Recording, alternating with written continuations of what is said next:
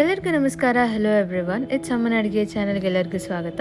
ಇವತ್ತು ನಮ್ಮ ಮನೆಯಲ್ಲಿ ನಮ್ಮ ಮುಲ್ಲಂಗಿ ಬೇಳೆ ಹುಳಿ ಮಾಡ್ತಾ ಇದ್ದಾರೆ. ಅದನ್ನು ಹೇಗೆ ಮಾಡ್ತಾರೆ ಅಂತ ನೋಡೋಣ ಬನ್ನಿ. ಇವತ್ತು ನಮ್ಮ ಮನೇಲಿ ಮುಲ್ಲಂಗಿ ಬೇಳೆ ಹುಳಿ ಮಾಡ್ತಾಯಿದ್ದೀನಿ. ಬೇಳೆ ಒಂದು 2-3 ಸಲ ತೊಳೆದಿದ್ದೀನಿ. ಅರ್ಧ ಲೀಟ್ರ್ ನೀರು ಹಾಕಿದ್ದೀನಿ. 2 ಮುಲ್ಲಂಗಿ, 1 ಈರುಳ್ಳಿ, 1 ಆಲೂಗಡ್ಡೆ, 1 ಟೊಮಟೊ,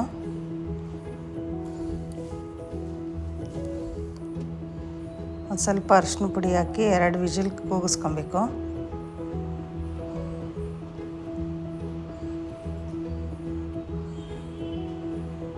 ಇವಾಗ ಮಸಾಲೆಗೆ ರೆಡಿ ಮಾಡ್ಕೊತಾ ಇದ್ದೀನಿ.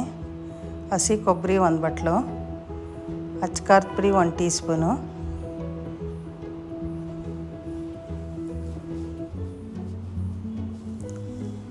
ಎರಡೂವರೆ ಸ್ಪೂನು ಸಾಂಬಾರು ಪುಡಿ ಹಾಕ್ತಾಯಿದ್ದೀನಿ.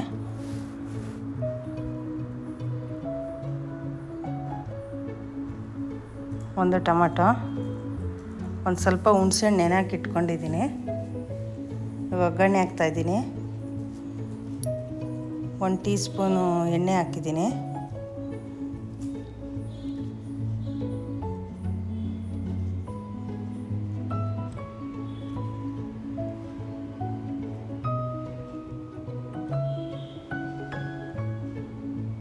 ಸ್ವಲ್ಪ ಸಾಸಿವೆ,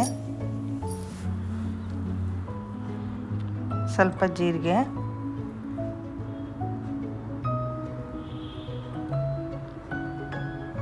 ಕರಿಬೇವು ಒಂದು ಎಲೆ ಹಾಕಿದ್ದೀನಿ, 1 ಕಡ್ಡಿ. ಬೇಯಿಸಿರೋದೆಲ್ಲ ಹಾಕ್ತಾಯಿದ್ದೀನಿ.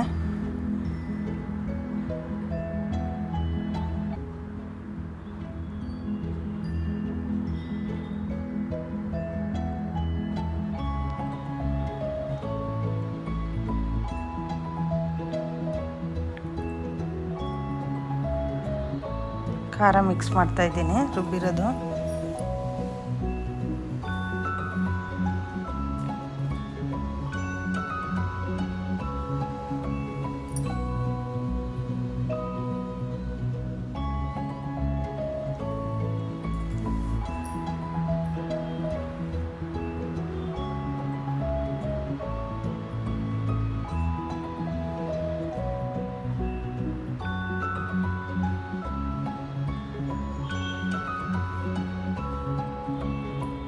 ಉಪ್ಪು ಹಾಕ್ತಾಯಿದ್ದೀನಿ ರುಚಿಗೆ ತಕ್ಕಷ್ಟು.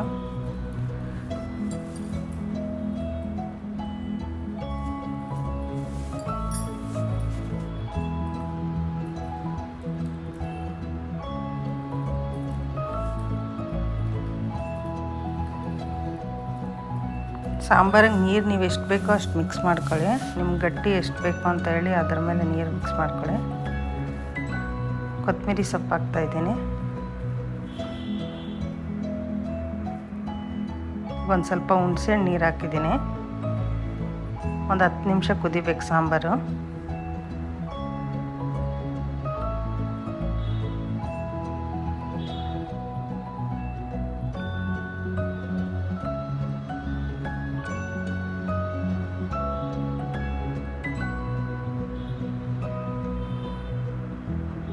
ಸಾಂಬಾರು ರೆಡಿಯಾಗಿದೆ. ಅನ್ನದ ಜೊತೆ ಮುದ್ದೆ ಜೊತೆ ಎಲ್ಲ ಚೆನ್ನಾಗಿರುತ್ತೆ.